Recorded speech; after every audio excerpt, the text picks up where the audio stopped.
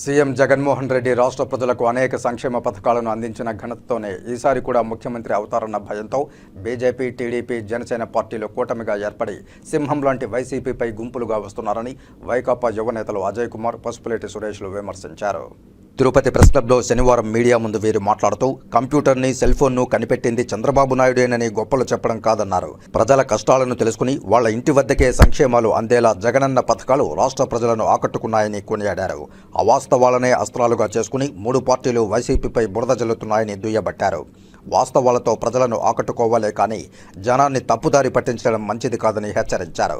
CM Jagan కంటికి తగిలిన గులకరాయి దెబ్బకు సంబంధించిన బ్యాండేజ్ను జనసేన నాయకులు చులకన చేసి మాట్లాడడాన్ని ఖండించారు. కంప్యూటర్ని కనుగొన్నది చంద్రబాబు, ఎప్పుడు కనుగొన్నాడో డేట్ అయితే నాకు తెలియదు. సెల్ ఫోన్ని తీసుకొచ్చింది చంద్రబాబు, ఎక్కడ ఫ్యాక్టరీ పెట్టి తయారు చేశాడో మాకైతే తెలియదు. కరోనాని సృష్టించింది కూడా చంద్రబాబే అంట, ఆపింది కూడా చంద్రబాబే అంట. కరోనా నారావారిపల్లిలో ఏడన్నా ఒక మూల వ్యవసాయ భూమిలో ఏమన్నా పుట్టిందా క్రిమి, ఆ బ్యాక్టీరియా అని అడుగుతున్నా. ఈయన ఎక్కడ తయారు చేసినాడని అడుగుతున్నా. అసలు ఒక్కటంటే ఒక్కటి శాండిటీ ఉందా? ఒక్కటంటే ఒక్కటి వాస్తవానికి దగ్గరగా అడిగిన పరిస్థితి ఉందా? మాట్లాడిన పరిస్థితి ఉందా? పొద్దున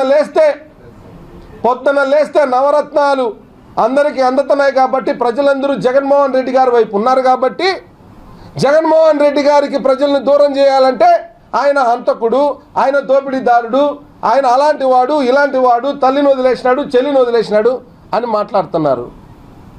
అవి తప్ప ప్రభుత్వంలో ఏమైనా తప్పులు జరిగినట్టుగా, సంక్షేమం ఏమైనా అమలు కానట్టుగా ఏమైనా మాట్లాడుతున్నారా?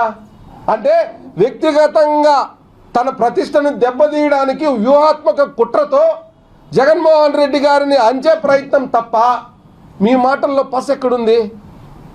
మీ మాటల్లో వాస్తవం ఎక్కడుంది? మీరు వాస్తవాలని చెప్పడం కోసం ఎల్లో మీడియాను వాడుకొని జగన్మోహన్ రెడ్డి గారిని బదనాం చేయాలన్న ప్రతి ప్రయత్నము విఫలమయ్యి ప్రజల్లో ఆయన మరింతగా పెరగడం జరిగింది తప్ప తగ్గలేదు. ఆయన ప్రజల్లో మరింత పెరిగినాడు కాబట్టే కదా మీరందరూ కూటమిలుగా వస్తున్నారు, గుంపుగా వస్తున్నారు.